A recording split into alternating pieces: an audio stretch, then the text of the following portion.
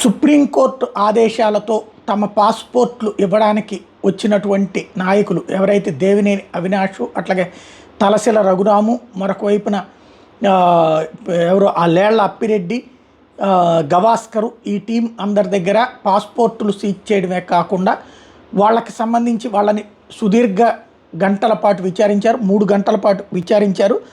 వాళ్ళందరినీ కూడా తెలుగుదేశం పార్టీ కార్యాలయం మీద దాడికి సంబంధించినటువంటి అంశం మీదన మీరు ఆ రోజున ఎక్కడున్నారు, ఏం చేస్తున్నారు, ఆ టైంలో మీరందరూ వైఎస్ఆర్ కాంగ్రెస్ పార్టీ రాష్ట్ర కార్యాలయం ఎక్కడైతే తాడేపల్లిలో ఉందో అక్కడ ఉన్నటువంటి మాట వాస్తవమా కాదా, మీ అనుచరులు సోన్సో వాళ్ళు దాడి చేసినటువంటిది మీ ఆదేశాల మేరకే జరిగిందా లేదా, ఇదిగో సోన్సో వాళ్ళు మీ అనుచరులా కాదా, వీళ్ళని మీరే చెప్పారా లేదా, మీకు అక్కడ పార్టీ కార్యాలయం నుంచి మానిటర్ చేశారా లేదా, మీరు అక్కడ ఉన్నటువంటి సాక్ష్యాలు ఇవిగో అంటూ ఫోన్కి సంబంధించి ఆ సందర్భంలో అక్కడ ఉన్నారన్నటువంటిది అవన్నీ కూడా పాయింట్ టు పాయింట్ అడుగుతా సుమారు 3 గంటల పాటు విచారించారు. అయితే వాళ్ళేమో మాకేం సంబంధం లేదన్నటువంటి వాదనలే వినిపించారు.